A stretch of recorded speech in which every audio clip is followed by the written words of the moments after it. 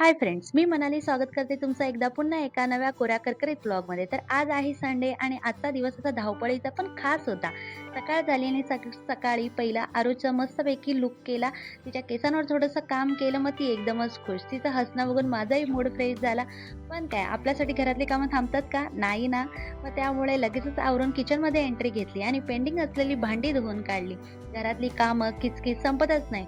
पण त्यातही मजा आहे. आपल्यावर आहे आपण घरातली कामं कशी एन्जॉय करत मस्त आपलं करतो. कारण शेवटी आपल्यालाच करायची आहे. दुसरं कोण करायला येणार नाही.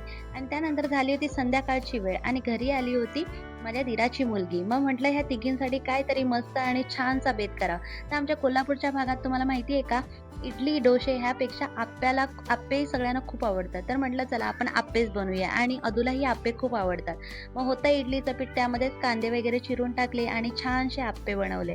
तसं तुम्ही खूप साऱ्या भाज्याही त्यात टाकू शकता. पण माझ्याकडे तेव्हा नव्हत्या भाज्या, त्यामुळे मी काही टाकल्या नाही आणि तिघींनाही एवढा मस्त सर्व्ह करून दिला.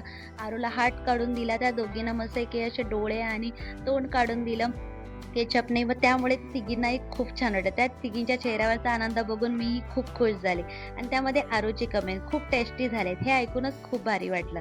तर घरातली कामं, लाडक्यांची काळजी आणि त्यांच्यासाठी स्वयंपाक हाच तर असतो आपला रोजचा गोड दिवस. तुमचा दिवस कसा गेला मला नक्कीच कमेंट करून सांगा आणि आवडला तर लाईक, सबस्क्राईब करायला विसरू नका. बाय.